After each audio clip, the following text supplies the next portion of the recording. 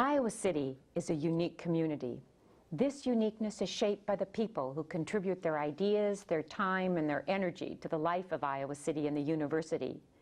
Welcome to a series of biographical interviews of special women and men who've affected this community. Their contributions have been valuable, their lives creative and full. What brought them here? Who influenced them? What contributions are they the most pleased about? These and other questions will be explored during this series of interviews entitled, Tell Me Your Story. My guest has left her mark on downtown Iowa City. For many Iowa Cityans, the mention of urban renewal conjures up a single name, Wilfreda Hieronymus. She has been investing in Iowa City real estate since buying her first commercial building in 1954. Mrs. Hieronymus was in the group that helped build Old Capitol Center and Plaza Center 1 in downtown Iowa City, and the Capitol House, which is low-income apartment housing. She recently built a spec building at the city's industrial park. Although retired, she stays busy by working at a gift store she owns, serving on the board of the Chamber of Commerce, the Red Cross, the City Industrial Development Group, and volunteering for other organizations. She's married to Albert Hieronymus, retired professor and author and editor of the Iowa Tests of Basic Skills. Wilfreda has 5 children and 15 grandchildren. Besides her interest in business and property management, she's a gardener. Welcome to Tell Me Your Story. Thank you. Your story begins in Royalton, a southern Illinois coal mining town where your father, and I guess your mother, was in business. I read an article that you started in business at a very early age. Tell me that story. My parents owned a theater among their other interests, and like most theaters, they had to have a candy concession and popcorn and pop and that sort of thing. And so they turned it over to the 4 children. At that time, I was 11 years old. We ran that business. We bought the candy and the cigarettes and the pop at wholesale, and we sold it to the customers. When we consumed one item, that meant we lost the profit on 4 because there were 4 of us involved. Did your father encourage this business venture? Well, and your mother? Yes. My parents' conversation at the table was always business. It was always a very important part of our life. They came originally from England and moved to Royalton because it was a growing community, and they ended up owning much of the community. When there was a need, they would fill it. They worked very, very long hours and were successful. But we were raised to the idea that we were a part of the business. When I was not in school, I worked at the shop, one store or the other. There's a story about your first name. Share that. Well, of course, I was supposed to have been a boy. I was the second child. The oldest was a girl. I was to be the boy. And I was to be named Wilfred, which is an English family name. When it turned out that I was a girl, they simply added A to it and called it Wilfreda. And it wasn't too bad as long as my last name was Cox. Right. But when you married Hieronymus, that was a mouthful, wasn't it? You left to go, no, you moved to Carbondale? Yes. And you went to college there, and you chose business as a major. That was quite unusual. Well, it was unusual for a girl to do that at that time. Many of the classes that, business classes or economic courses that I took, I or my sister and I would be the only girls in the class. The rest of the class was always boys, which wasn't all bad. No, but did you ever feel like nobody paid attention to you because you were a girl, or never? No. I never felt it was a disadvantage to be a girl. And then you went and got your master's degree at the University of Nebraska in Lincoln? That is correct. And then what happened after you got your master's? Well, when I graduated from Southern Illinois State Teachers College, they handed along with your diploma a teaching certificate. When I got out of college at Lincoln, the business positions that were offered me, they wanted us to go into a training program or something where you really weren't making any money, you were learning about the business. Well, of course, I'd learned about the business many years before. And I was offered a teaching position and at a much more lucrative salary, and so I took the teaching. What did you teach? I taught commercial subjects, typing, shorthand, bookkeeping, and so forth. Well, something special happened, though, besides influencing these young students. Well, the teacher across the hall was Albert N. Hieronymus, who was the math, science, and music teacher. And he always says, I pursued her till she caught me. At any rate, we were married in June of 1941, which means, of course, that our 50th wedding anniversary will be next June. Well, congratulations early. So you were married, and what brought you to Iowa City?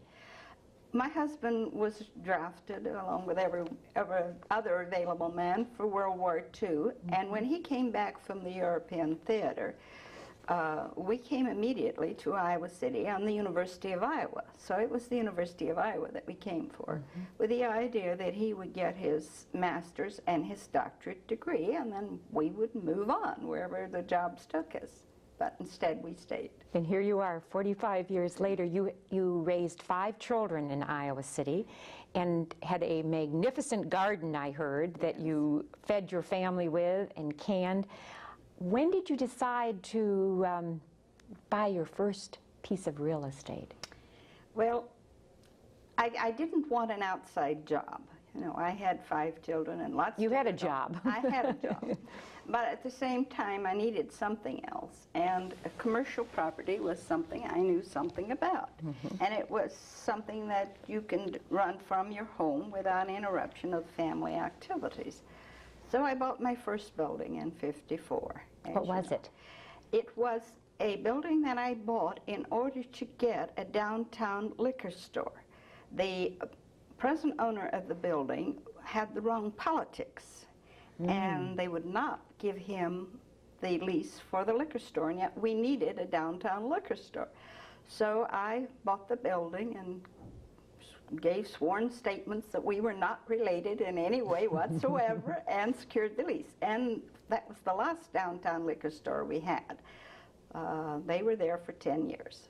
So after that, were you bit by the real estate bug, or?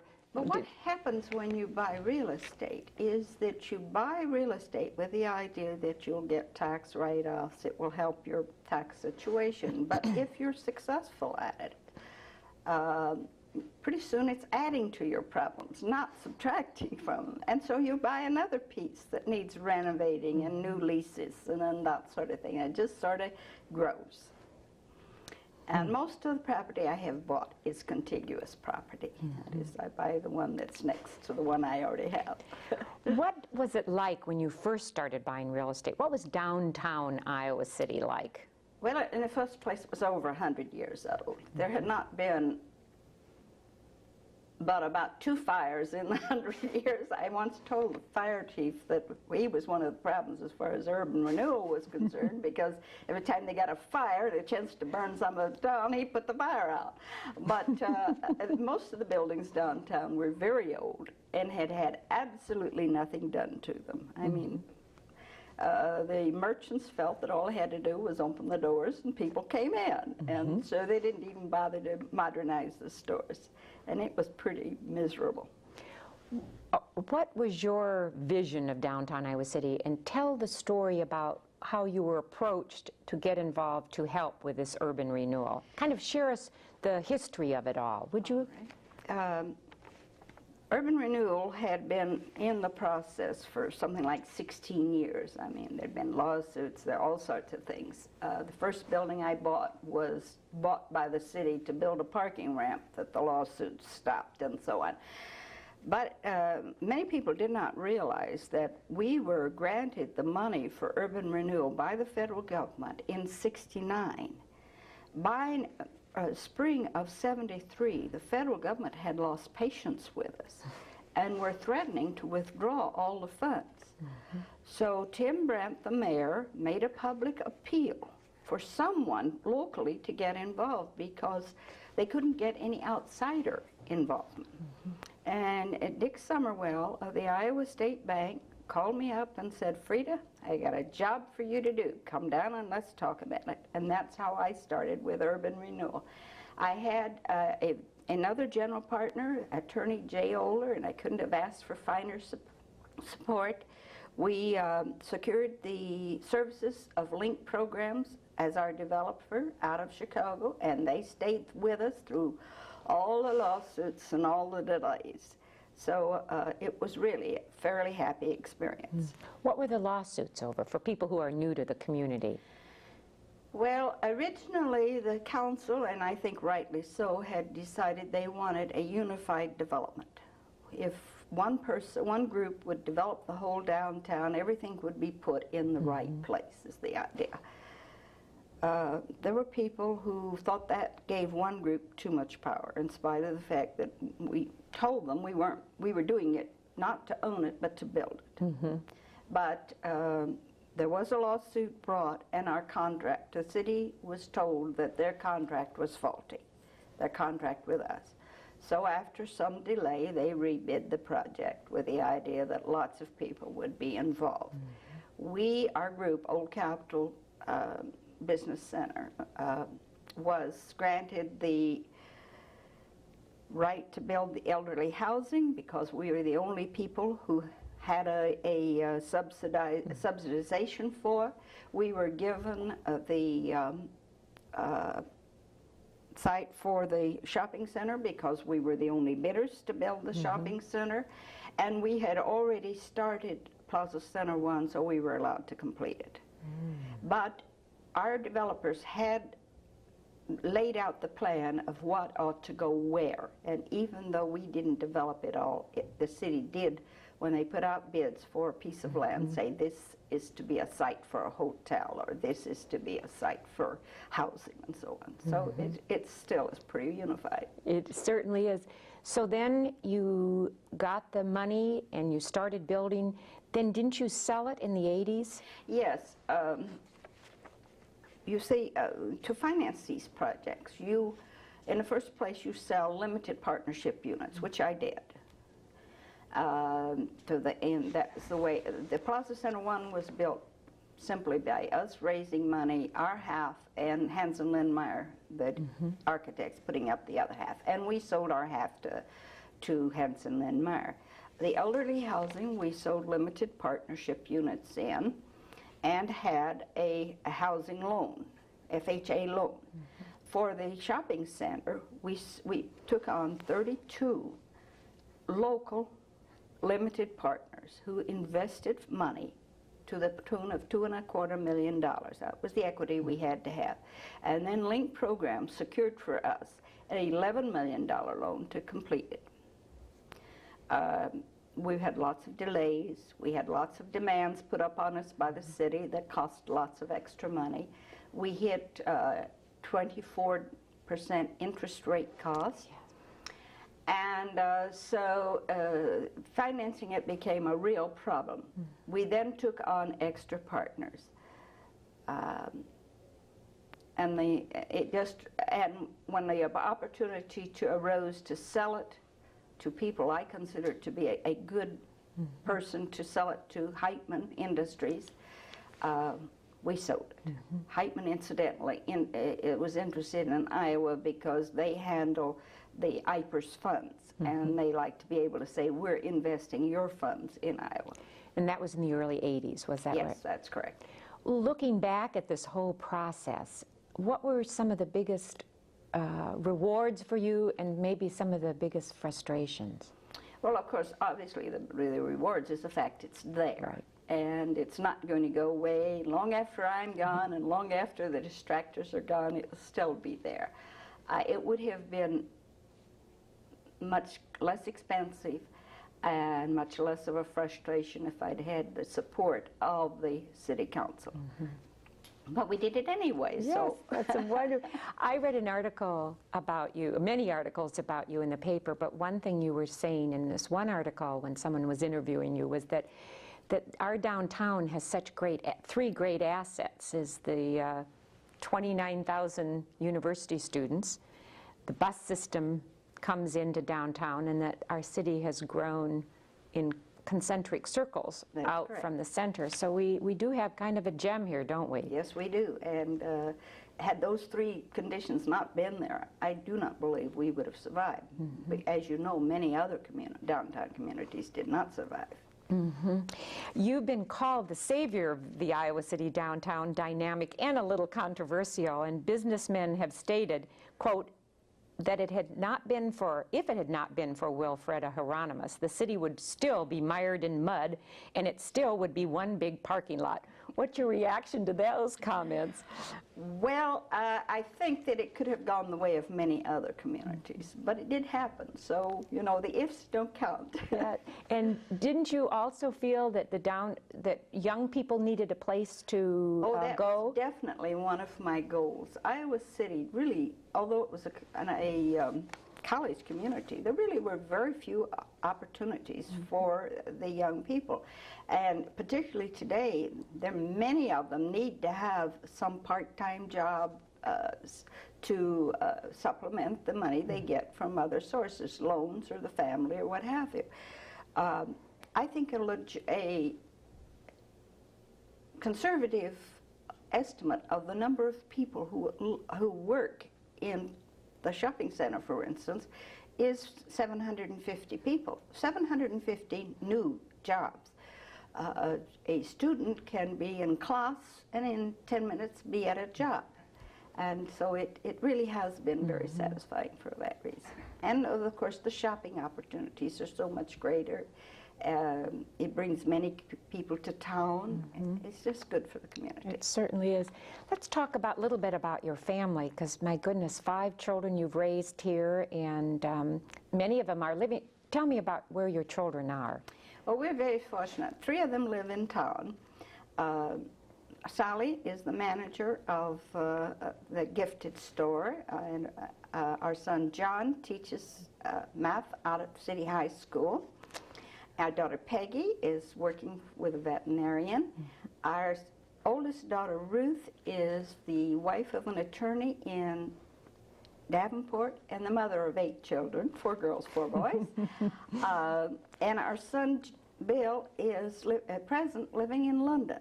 He is an international authority on utilities, and he's over there helping Margaret Thatcher privatize the utility industry, and they've about finished that job. How do you get this family together? Is it quite difficult? Oh no, we very often will have 20 for dinner on Friday nights, the one glaring absence being Bill, but they all get home for Christmas. So it's quite a Christmas. Are you still gardening? And I don't spend too much time gardening. My husband, now retired, spends all his time gardening or working on the house. And as you know, he landscaped 4.5 acres out there, and it takes quite a bit of maintaining. I know you have a deep affection for Iowa City, despite the frustrations of the whole process of urban renewal. I know you feel that Iowa City could be sold as a retirement mecca. Yes, you know, my husband and I have looked into retirement communities. We've gone to Florida, we've gone to Arizona. Everybody's old. And I really don't want to spend the rest of my life living with old people. In Iowa City, it's a very upbeat community. You're surrounded by young people. There's the theater, there's sports, there's the libraries. It's a wonderful place. We have a great bus system, so transportation isn't any problem. Lots of shopping. It's just I think, a great place to retire. If the weather's bad, you can stay at home. And the health care? Oh, health care is outstanding. There is no place in the country that they could find better health care than in Iowa City. And don't you feel that often people of all ages like to be kind of in the center of activity? Oh, definitely. I think that one of the things that keep people young and going is being a part of everything. And in Iowa City, they can be a part of things.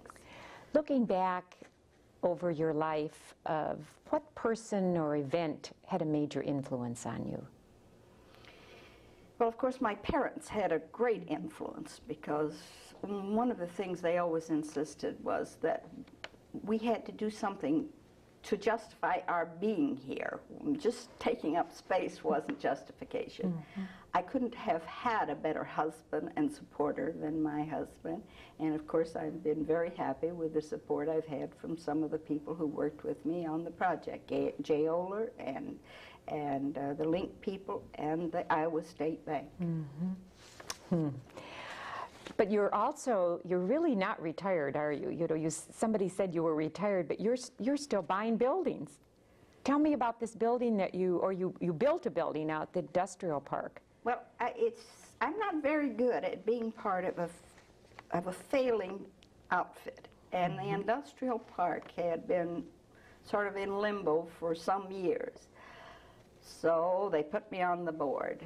And the thing that we kept hearing was the reason we don't get new people into Iowa City is we don't have a building to show them. If we could just have a building to show them, then we could get somebody else to come to the city and create jobs. So I said, all right, I'll build a building on two conditions. One, I don't get hassled by the city. I've had a lifetime of hassling by the city. And two, all four banks have got to contribute to the loan. And they did, and it got built. And we now have planned and had approved by the city another 45,000 square foot building, which we will build as soon as we get a lease for. Is there going to be another building beyond this, or do you know? Who knows?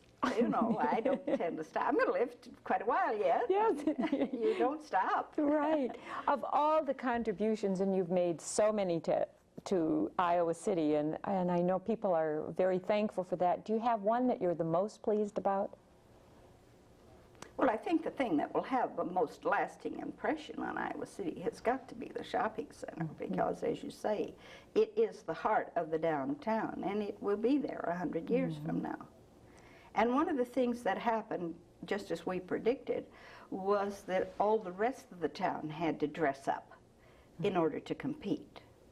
You know, when we first started, they were worried that all the businesses would move into the shopping center and the rest of the downtown would die. And of course we kept saying, no, there's plenty of room for all of us, but they will have to improve to compete, and that's exactly what's happened. And it shows from our neighboring community, Cedar Rapids, the latest news from there Oh, yes. about their downtown. Yes. Well, it's a fascinating story you've had, and I so appreciate you coming and sharing it with me and my audience today. Well, thank you very much for asking. My guest has been Wilfreda Hieronymus, businesswoman, entrepreneur, developer, wife, mother, grandmother, and gardener. She has left her mark on downtown Iowa City with 3 major projects: Plaza Center 1, an office building at College and Dubuque Streets, Old Capitol Center, a mall on South Clinton, and Capitol House, a low-income apartment complex on South Dubuque. Admirers of Mrs. Hieronymus have complimented her vision of what the city can and should be. She has a feeling that the city must grow or it dies. She said, quote, "There's no such thing as standing still because the world moves on. We have to leave things better than we find them." Wilfreda gets impatient with people who say, "There's nothing I can do." There's no such thing, she says. You can do it with money or you can do it with service. This year, Wilfreda Hieronymus won the 1990 Chamber of Commerce Business Infrastructure Public Award for her commitment, effort, and service to this community. Iowa City is lucky that 45 years ago, when Wilfreda Hieronymus moved here, she decided to stay. Thank you for being my guest. Thank you very much.